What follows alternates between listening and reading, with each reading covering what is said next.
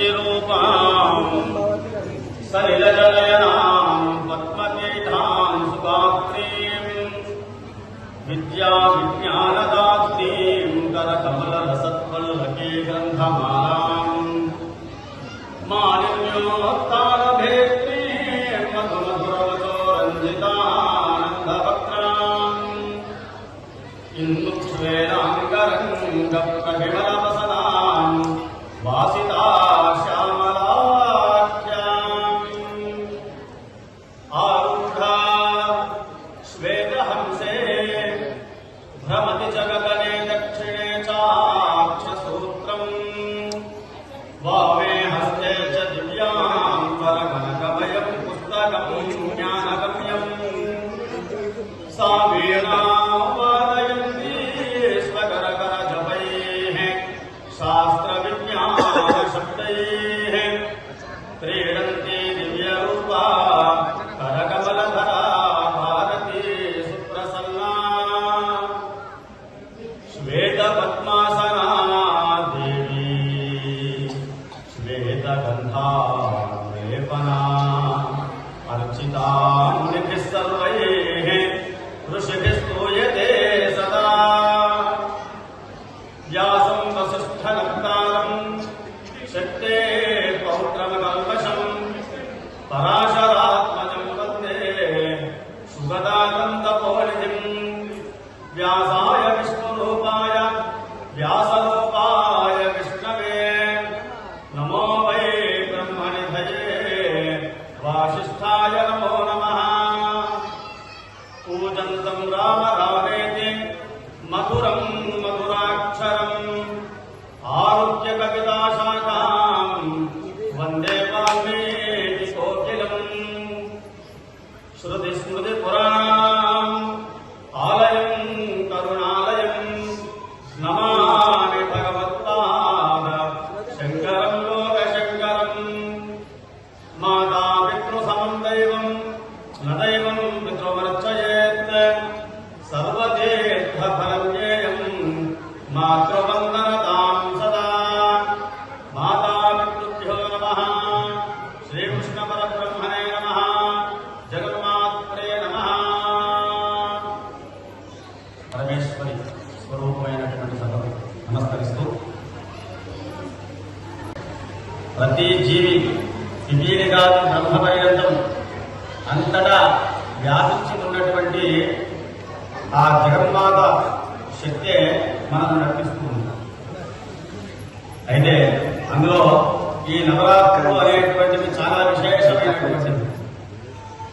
ఇందాక రాజేశ్వర శర్మ గారు ధరాక రాజేశ్వర శర్మ గారు రాజమంత్రులు మా కాక ఆయన ఎక్కడ తెలంగాణ ముందు బిడ్డ మంచి పండితుడు అని నా గురించి చెప్పుకున్నాడు కానీ ఆయన కొడుకు గురించి చెప్పుకోలే. ఆయన వాడు చాలా అద్భుతమైనటువంటి విద్వనుడు, మహాసమర్థుడు. వాస్తవంగా మన తెలంగాణ ప్రాంతానికి గర్వకారణమైనటువంటి వాడు. వేదము ధనాంతం పూర్తి చేయడం అంటే అంత సులభం కాదు. ఆ విధంగా ధనాంతము పూర్తి చేయడమే కాకుండా వాడు విద్యార్థి. ఆ ధనాంతం పూర్తి చేసి నాకు ఇంకా ఇది సరిపోదు, ఇంకా ఏదో చదవాలి అని అక్కడే ఉండి శాస్త్రాధ్యయనం కూడా చేస్తూ ఉన్నాడు. ఇందాక నా గురించి వారు చెప్పారు కానీ వాస్తవంగా వాళ్ళ సొంత కొడుకుతో పోలిస్తే నేను ఈ కొడుకు తక్కువే. వాడు మేమందరం కూడా గర్వించదగ్గటువంటి వ్యక్తి. అలాంటి అద్భుతమైనటువంటి వ్యక్తికి జన్మనిచ్చినటువంటి మహానుభావుడు మా కాక ధరాక రాజు గారు. అయితే వారు కొన్ని సందర్భాల్లో అడిగారు కూడా, మా తూకాన్ పట్టణంలో భాగవత సప్తాహం చేయాలని ఆయన. సరే సప్తాహం చేయడం, సప్తాహం అంటే 7 రోజులు కార్యక్రమం అని. రోజు 4 గంటలు 5 గంటలు భాగవతాన్ని చెప్తేనే కానీ అది ఒక కొలిక్కి రాదు. అయితే ప్రస్తుతం మనం ఉన్నటువంటి ఎక్కడ ఉన్నామంటే యాంత్రికమైనటువంటి ప్రపంచంలో ఉన్నాం. రోజుకు గంట సమయం ఇవ్వడమే మనకు కష్టం. అటువంటి రోజు 4-5 గంటలు భాగవతాన్ని వినడం అంటే ఇబ్బంది. అంటే భక్త శ్రోతాలు కదా. ఒకప్పటి కాలంలో ఏమో చెప్పేవాడు లేదు, వినాలి వినాలి అని జిజ్ఞాసులు చాలా మంది ఉన్నారు. కానీ ప్రస్తుతము ఈ కలియుగ ధర్మం ఏంటంటే చెప్పేవాడు చాలా మంది ఉన్నారు కానీ వినేవాడు దొరకడమే కష్టమైపోయింది. మొన్న మా నాన్న ఆదేశించారు, నువ్వు కనీసం ఒక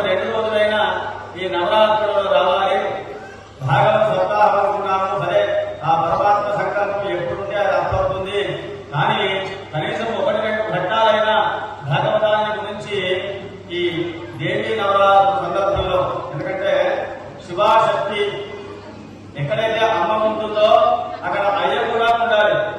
కాబట్టి ఆ అయ్యకు సంబంధించినటువంటివి, ఆ పరమాత్మకు సంబంధించినటువంటి లీలా విశేషాలను తెలియజేయమని చెప్పేసి వాళ్ళను ఆదేశించడం జరిగింది. దాని ప్రకారం ఈ రోజు నృసింహ ఆవిర్భావం, ప్రహ్లాద చరిత్ర గురించి ఈ రోజు మనం ప్రస్తావించుకుంటున్నాము. జయ బోలో గోపాలకృష్ణ భగవానికి. ఈ నృసింహావతార ఘట్టం అనేటువంటిది దాదాపుగా మనందరికీ తెలిసినటువంటిది. అయితే ఎంత తెలిసినా మనము తాగుతూ ఉంటే ఎంత గోలినా ఇంకా తీయదనం వస్తూనే ఉంటుంది. కానీ ఇలా చాలు అని అనిపించదు. అదెంత వాస్తవమో ఆ పరమాత్మకు సంబంధించినటువంటి లీలా విలాసాలు ఎన్నిసార్లు విన్నా కూడా చాలా అద్భుతంగా రసవత్తరంగా ఉంటాయి. అంతేకాదు మనకు వ్యాసుడు అందించినటువంటి 18 పురాణాలలో భాగవతం అనేటువంటిది చాలా విశేషమైనటువంటిది. అందులో నృసింహావతారం అనేది ఒక ప్రత్యేకమైనటువంటి స్థానాన్ని సంతరించుకుంది. ఈ నృసింహావతారంలో స్వామి ఏం చేశాడయ్యా అంటే హిరణ్య కశిపుణ్ణి సంహరించాడు. సరే, ఆ విషయాన్ని మనం ప్రస్తావించుకున్నాం. అసలు ఈ హిరణ్య కశిపుడు ఎవరు అంటే వాడి ఎవరో కాదు, స్వామివారి వైకుంఠంలో ఉండేటువంటి 7 ద్వారాలు, 7 ద్వారాలలో ప్రధానమైనటువంటి ద్వారం. ఇక ఆ ద్వారం దాటి లోపలికి వెళితే అక్కడ మహావిష్ణువు, మహాలక్ష్మి ఉంటారు. ఆ ప్రధాన ద్వారం దగ్గర ఉండేటువంటి ద్వార పాలకులు 2 ఉన్నారు, జయ విజయులు అనేటువంటి వారు.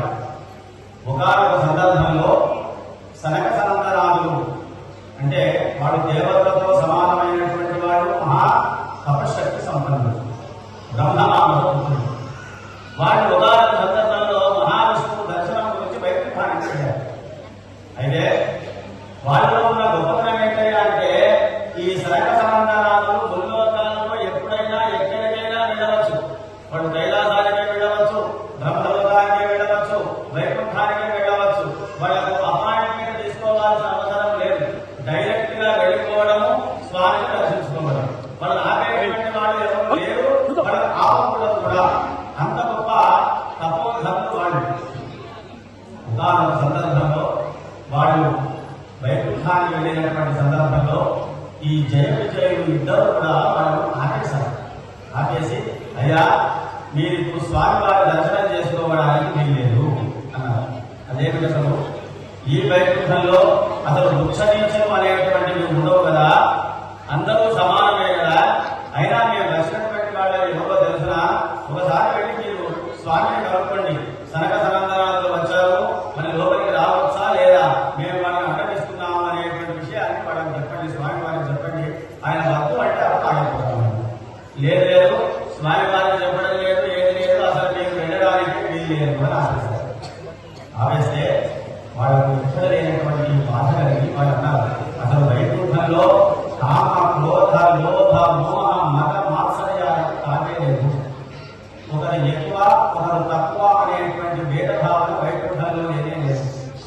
ఈ విధంగా మమ్మల్ని ఆపేశారు కాబట్టి ఇలాంటి ప్రభావం ఎక్కడైతే ఉంటుందో, ఇలాంటి వాళ్ళు ఏ లోకంలో అయితే ఉంటారో మీరు ఆ లోకంలో జరుగుతుందారా అని చెప్తారు. ఆ లోకం ఏదైనా అంటే ఇదే, ఈ భూలోకమే. ఆ భూలోకంలో వాళ్ళు జన్మించారు. వాళ్ళే 3 అవతారాలుగా 3 జన్మలు, హిరణ్యాక్ష, హిరణ్యకశిపులు, తర్వాత రావణ కుంభకర్ణులు, శిశుపాల దంతభక్తులు. ఈ విధంగా 3 జన్మలెత్తి 3 జన్మలలో కూడా ఆ స్వామి చేత సంహరించబడి తిరిగి మళ్ళీ 3 జన్మలు పూర్తయిపోయిన తర్వాత తిరిగి మళ్ళీ వైకుంఠానికి చేరుకున్నారు. వాస్తవంగా ఈ ఒక్క నృసింహానుభావం చెప్పడానికే మనకు 2 గంటలు కాదు కదా, 4 గంటలు కూడా సరిపోదు.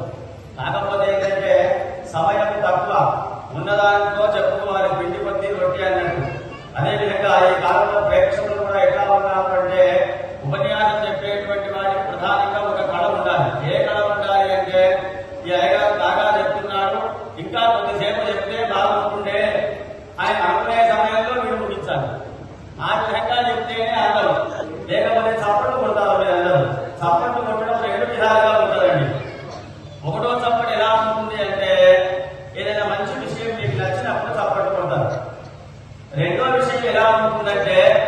చాలా వేయాలి అని చప్పట్లు కొట్టేది కూడా ఉంటుంది. ఆ రెండవ చప్పట్లు రాకముందే ముగించడమే ఉపన్యాసకుడికి ఉండాల్సినటువంటి ప్రధాన లక్షణం. కాబట్టి ఆ రెండవది కాకముందే మనం ప్రయత్నం చేద్దాం.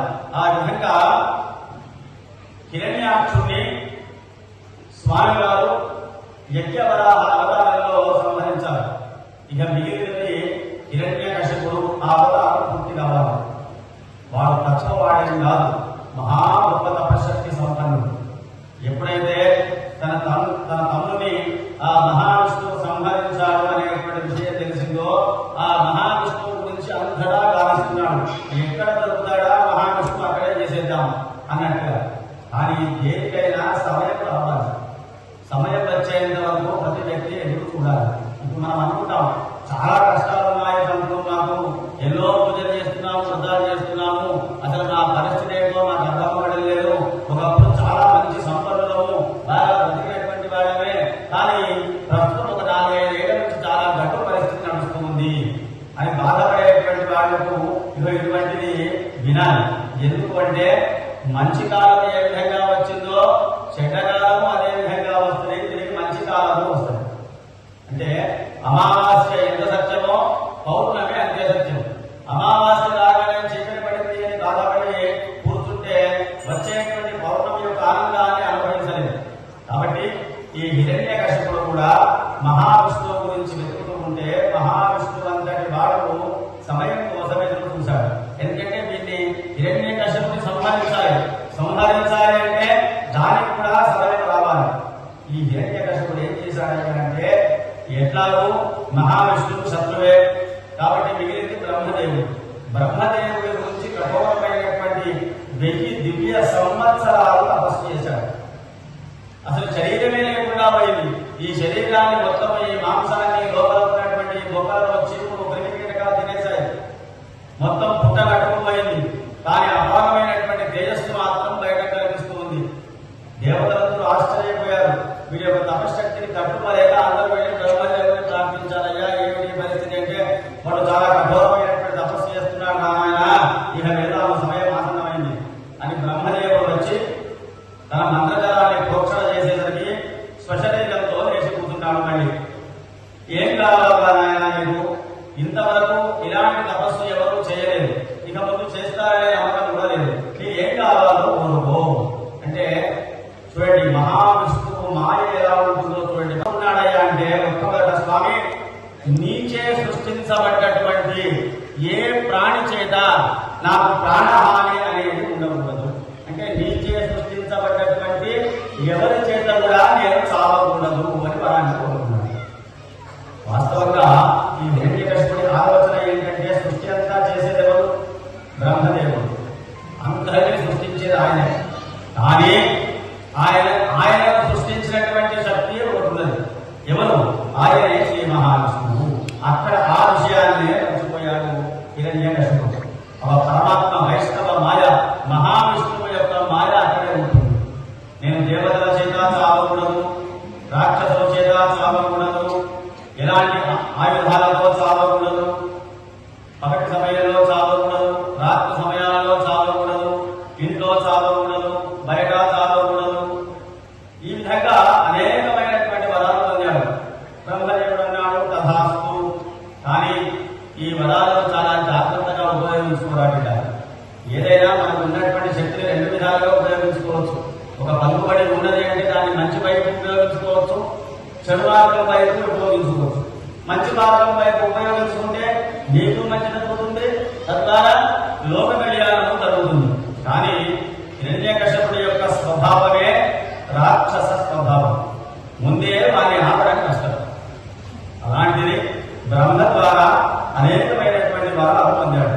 అందులో పొందినటువంటి వరం ఏంటి? చావు లేకుండా. అంటే బ్రహ్మచే సృష్టించబడినటువంటి ఏ జీవితం కూడా చావకూడదు. అంటే దాదాపుగా వీడి చావు అనేది లేనే లేదు.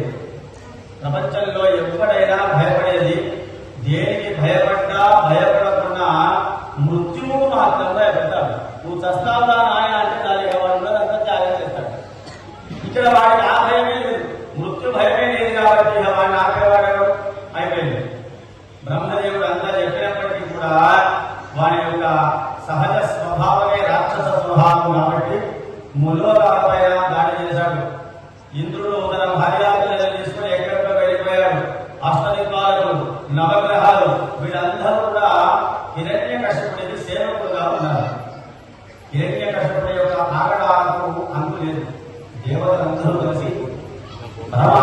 ప్రార్థించావయ్యా మహావిష్ణువు, ఏమిటయ్యా ఈ వైపరీత్యం, మా జీవితం ఈ విధంగా అయిపోయింది, మరి నువ్వు ఎప్పుడు వస్తావు, ఎప్పుడు రక్షిస్తావయ్యా అంటే సమయం ఆసన్నమైంది నాయన, అంతవరకు ఎదురు చూడండి, తప్పకుండా నేను వస్తాను, మరి సన్మానిస్తాను. కానీ దేనికైనా ఇది అండర్లైన్ చేసి పెట్టుకోండి, దేనికైనా సమయం రావాలి, ఆ సమయం వచ్చేంత వరకు ఎదురు చూడాల్సిందే. అంటే మహావిష్ణువు అంతటి వాడు హిరణ్యకశిపుని సంహరించడానికి పెద్ద కథన. వాస్తవంగా పరమాత్మ అనుకుంటే వచ్చి ఒక దెబ్బ వేస్తే వాడు కింద పడతాడు, పుట్టుకుని వస్తాడు.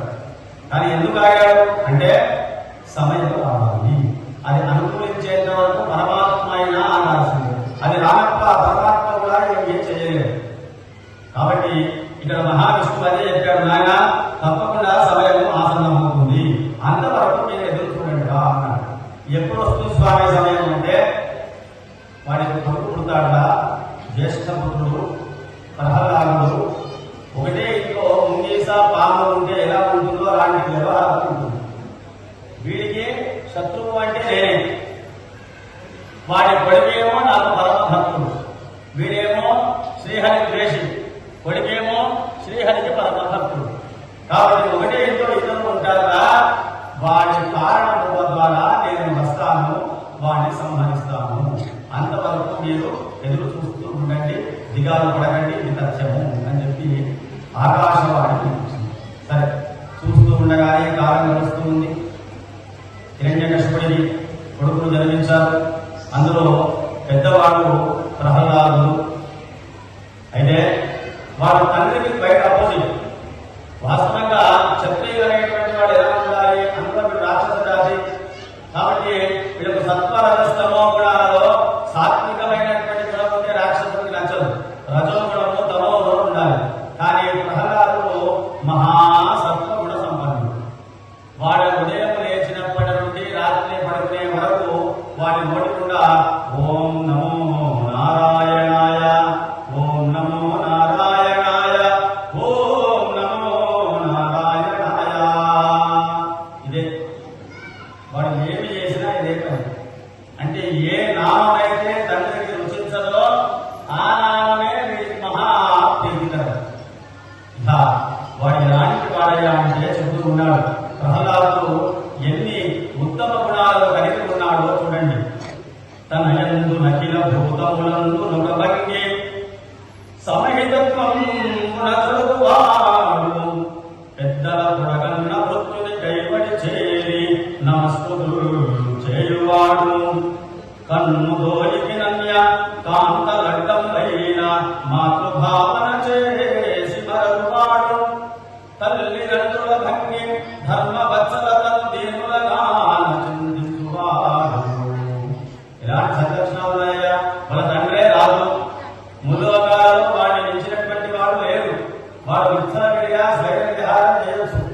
సమస్త దేవతలు కూడా వాడి స్వాధీనంలోనే ఉన్నారు.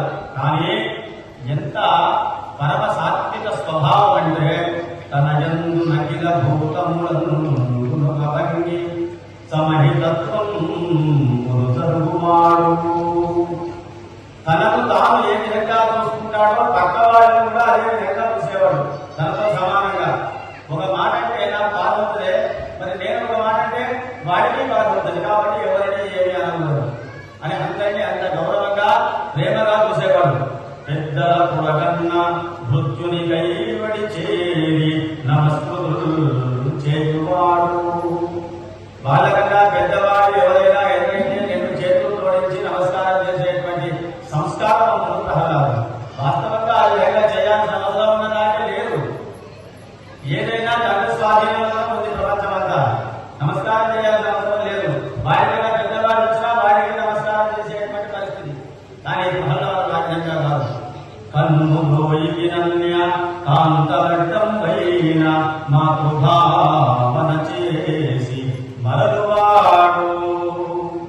అన్య స్త్రీలను తల్లితో సమానంగా చూసేటువంటి వాడు. అదేవిధంగా తల్లిదండ్రుల భంగి ధర్మ వత్సలతను దీనులగా చింతించువాడు. ఎవరైనా అనాథులు బాధలో ఉంటే కనుక వాళ్ళ బాధను తన బాధగా భావించేటువంటి వాడు. అలాంటి ప్రహ్లాదుడు నిరంతరము ఆ పరమా అర్చిస్తూ ఉన్నాడు. ఆ పరమాత్మ చరణాలనే పట్టుకొని ఉన్నాడు. ఏ విధంగా పానీయములు కాపుచున్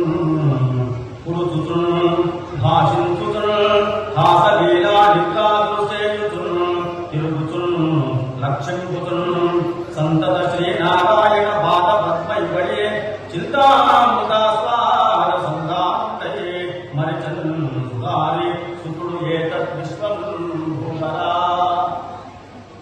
ఏ పని చేసినా పరమాత్మ కూడా మర్చిపోవడం లేదు. నీళ్ళు తాగేటప్పుడు శ్రీహరి శ్రీహరి శ్రీహరి. వాడు కబడ్డీ ఆడుతున్నాడా? మన కబడ్డీ కబడ్డీ కబడ్డీ అంటారా? లేదు. వాడు నారాయణ నారాయణ నారాయణ, నడిస్తే నారాయణ నారాయణ, పడుకుంటే నారాయణ నారాయణ, లేవగానే నారాయణ నారాయణ, శ్రీహరి శ్రీహరి. ఇది తప్పితే వేరే నోట పెట్టి వేరే మాటలే వచ్చేటువంటిది కాదు. ఆ విధంగా ఉండేసరికి తండ్రికి ఆలోచన ప్రారంభమైంది. ఏమిరా, వీడు నా పెద్ద కొడుకు కదా, నా తర్వాత వీడే రాజు కావాల్సింది. ఎలా ఉండాలి? మనం రాక్షసులు కదా, రజోగుణాన్ని కలిగి ఉండాలి. ఇలా చూస్తే చాలు ఎదురువాడు ఖర్చులను భయపడాలి. అటువంటిది అసలు వీడి నోట వెంబడి అలాంటి మాటలే రావడం లేదే. వీడు ఏ విధంగా పరిపాలిస్తాడు, ఏమిటి అసలేంటి అని తండ్రికి బేగ ఉంటున్నది. వాస్తవంగా లోకంలో ఎలా ఉండాలి అంటే, ఆహా నా కొడుకు ఎంత మంచివాడుగా, ఎంత సత్వగుణ సంపన్నుడు అని ఆనందపడాలి. కానీ ఆ జాతి రాక్షస జాతి కదా, వాళ్ళ వ్యవహారం, వాళ్ళ శక్తులు, వాళ్ళ ధర్మాలని వేరే చెప్పబడ్డాయి కదా. కాబట్టి ఆ హిరణ్యకశిపుడికి ఆలోచన అర్థమైంది. ఏంటబ్బా నా కొడుకు ఇలా అయ్యాడు అని ఆలోచన చేసి, సరే ఇంట్లో వీడు ఒక్కడే అయ్యాడు కాబట్టి, వీడికి సమాజం గురించి తెలియదు కాబట్టి, ఒక్కసారి వీడిని స్కూల్లో చేంజ్ చేద్దాం. చేస్తే అక్కడ టీచర్లు ఉంటారు, వాళ్ళ విద్యాబుద్ధులు చెప్తూ ఉంటారు. అప్పుడు నా గురించి ఏంటో అర్థమవుతుంది, నేను ఎంత గొప్పవాడినో తెలుస్తుంది, నా కొడుకు అనేటువంటి విషయం అవుతుంది, అర్థమవుతుంది. అప్పుడు నా లక్షణాలు కొన్ని కాకపోతే కొన్ని అనేది చూస్తారు అని శుక్రాచార్యుని కొడుకులైనటువంటి చండుడు, అమర్కుడు, చండామర్కుడు అంటారు.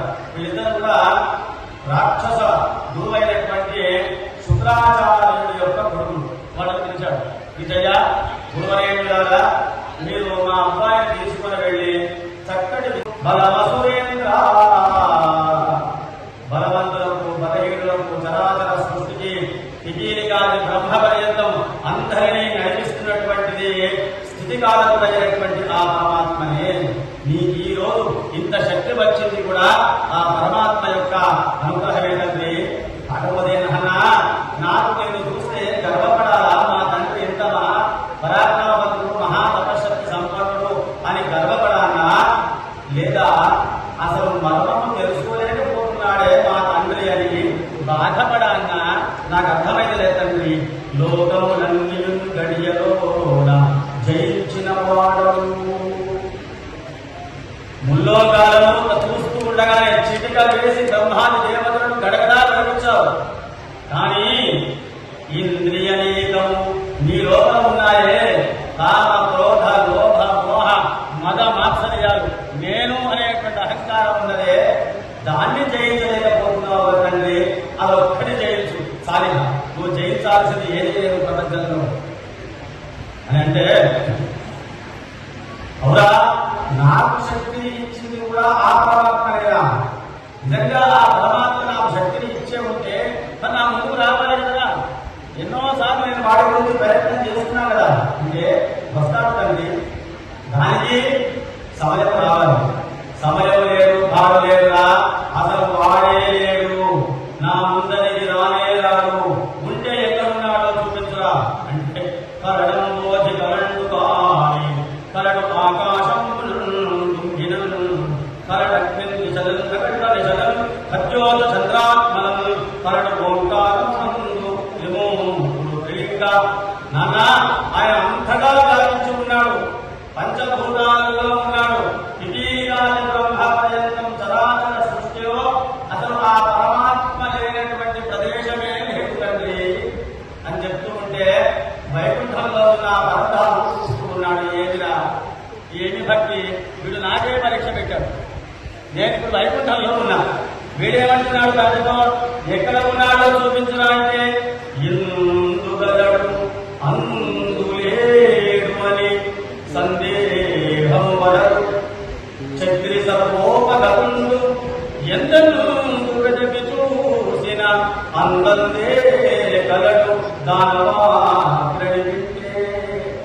తండ్రి ఇక్కడ అక్కడ కాదు అంతటా ఉన్నాడయ్యా అంటే ఈ ప్రహ్లాదుని చూసి మహావిష్ణువు నవ్వుకుంటూ ఉన్నాట. ఏడు భక్తుడా ఆయన నువ్వు నాకే పరీక్ష పెట్టావు కదా, ఇప్పుడు నేను ఎక్కడికి వెళ్ళాలి అసలు? ఎందుకంటే వాడు హిరణ్య కష్టం ఎక్కడ చూపించమంటాడు లేదు, వాడు చూపించమన్న ప్లేసులో నేను ఉండాలి, లేకపోతే వీడికి భక్తికి ఇబ్బంది అవుతుంది. ఈ విధంగా సభ ఉన్నది. ఇదే విధంగా అందరూ ఉన్నారు. ఆ హిరణ్య కృష్ణుడు అడుగుతూ ఉన్నాడు, ఇక్కడ ఉన్నాడా? ఉన్నాడు తండ్రి. ఇక్కడ ఉన్నాడా? ఉన్నాడు. ఇక్కడ ఇక్కడ ఇలా హిరణ్య కృష్ణుడు చేయి తిప్పుతూ ఉంటే హిరణ్య కృష్ణుడు ఎక్కడెక్కడైతే చేయి తిప్పుతూ ఉంటున్నాడో పరమాత్మ అక్కడికి వెళ్ళి ఉంటూ ఉన్నాడు. ఇలా ఎందుకంటే వాళ్ళ చెయ్యి ఎక్కడ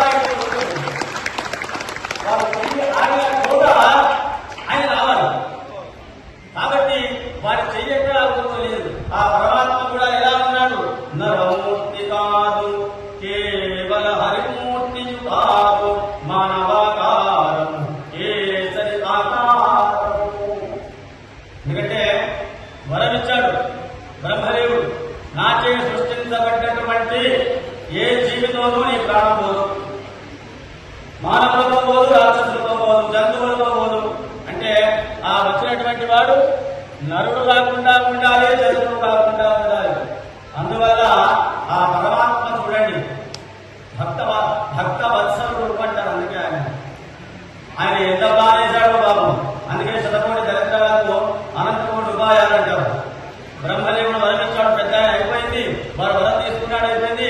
వచ్చిన సమస్యలు ఎక్కడికంటే పరమాత్మ వచ్చిన సమస్య ఇవన్నీ కాకుండా నేను వెళ్ళాలి, వాడు రక్షించాలి, ఏం చేయాలి? అందుకని ఏం చేశాడు ఆ పరమాత్మ?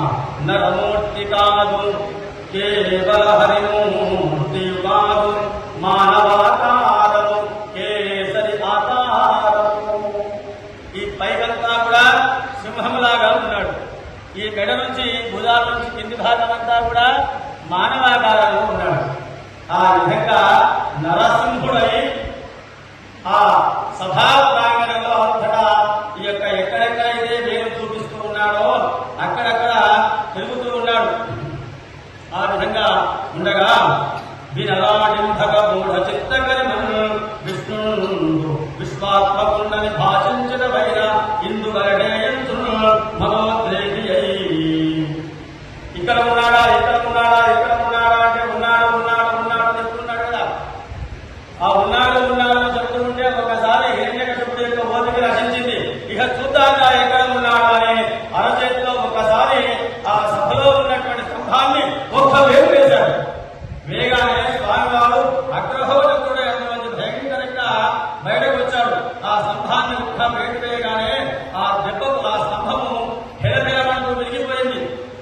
నిప్పు గణాలు నదులుకున్నాయి. ఆ స్తంభం బద్దలైంది. భయంకరమైనటువంటి ధృవం వేపిస్తున్నాయి. ప్రళయకాలం పెదవాళ్ళు వేస్తున్నాయి.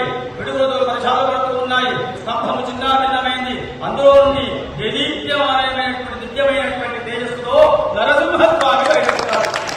ఒక్కసారి ఆ నరసింహస్వామిని చూడగానే హిరణ్యకశిపుడి యొక్క పైకాణాలు బయటపోయాయి. అనుకున్నాడు, నేనేమి పరమడిగాను, బ్రహ్మ సృష్టి ద్వారా చావకూడదు అని. అదేవిధంగా మానవుల చేత గాని జంతువుల చేత గాని చావకూడదు అనుకున్నాను. కానీ వచ్చినటువంటి వాడు నరసింహుడై వచ్చాడు కాబట్టి నా చావు తథ్యం అని అనుకొని సరే అయినా సరే నేను మహాశక్తి సంపన్నుండే కదా, చూద్దాం లేదు ఒకసారి వీడి వ్యవహారం పెట్టుకొని తన యొక్క బల పరాక్రమాలను ప్రదర్శిస్తూ ఉన్నాడు. ఈ శత్రువుని ఇలా అయినా సరే హతమారుస్తాను అనుకున్నాడు.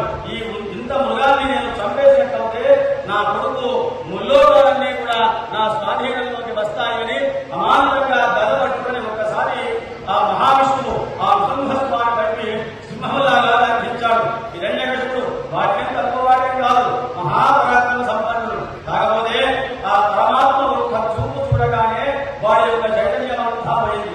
వాడు భయంకరంగా యుద్ధం చేస్తూ ఉన్నాడు.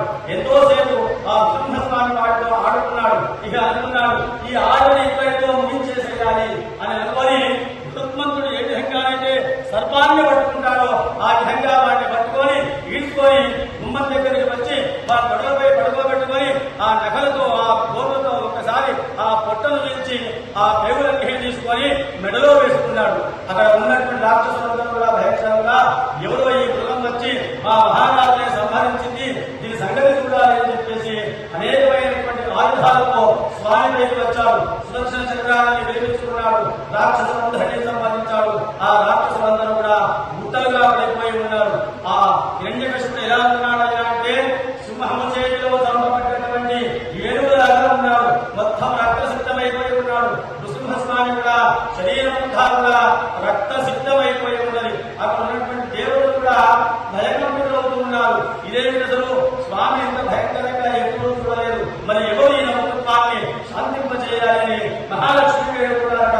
అమ్మానుడే వేడుకలు అంటే లేదు లేదు, నా స్వామిని ఎప్పుడు కూడా నవ్వుకుంటూ ఉండడము, చురుమందహాసంతో ఉండడము, ఆయన శృంగారుడు. అలాంటి వాడిని చూసాలి కానీ ఇంత భయంకరంగా నేను ఎప్పుడు చూడలేదు. అసలు నేను వెళ్ళనయ్యా అని రెండు చేతులు జోడించింది అమ్మవారు. అప్పుడు బ్రహ్మదేవుడు అన్నారు, అయ్యా ప్రహ్లాద, అసలు ఈ అవతారం వచ్చిందే నీ గురించి, కాబట్టి నువ్వే వెళ్ళురా నాయన అంటే కన్న తండ్రి ఎంత కోపంతో ఉన్నప్పటికీ కొడుకు ఏ విధంగా భయం లేకుండా వెళ్ళగలుగుతాడో ఆ విధంగా ప్రహ్లాదుడు వెళ్ళి ఆ రెండు వారులు పట్టుకున్నాడు. ఆ స్వామి ఆ ప్రహ్లాదుని అనుగ్రహించాడు. ఈ విధంగా శ్రీరమణీయమైన నరసింహ విహారము, ఇంద్రశత్రు సంహారము, పుణ్యభాగవతుడైన నిశాచర నాభపుత్ర సంచారము, ఎవ్వడైన సువిచారత భిన్న పఠించిన శుభాకారతోడనే భయము కక్కని లోకము చంద్రు భూపదా. మహావిష్ణువు చెప్తున్నాడు, ఎవరైతే ఈ నృసింహావతార ఘట్టాన్ని వింటారో సమస్త ఈది బాధలు దూరమవుతాయి, శత్రునాశనం కలుగుతుంది, సమస్త మంగళాలు సిద్ధిస్తాయి అని చెప్పేసి మనకు వ్యాసుల వారు ఈ భాగవతం ద్వారా అందించారు. అలాంటి నృసింహావతార ఘట్టాన్ని మా కాక ఆదేశానుసారం ఈరోజు చెప్పడం జరిగింది. వాస్తవంగా చెప్పాలంటే ఇది చాలా తక్కువ సమయం. ఈ ఉన్నటువంటి సమయంలో ఏమైందంటే మా కాక పరీక్ష పెట్టాడు, పెట్టుకుంటాడు అప్పుడప్పుడు ఆయన. ఈ సూది మూలం ఉంటుంది కదా పెట్టాం, అందులో ఏడుగురు కూర్చోవడం ఎంత కష్టమో ఈ నృసింహావతారాన్ని 45 నిమిషాల్లో చెప్పుకుంటా. ఎందుకంటే చాలా మంది వచ్చారు, వాళ్ళందరూ వెళ్ళిపోవాలంటే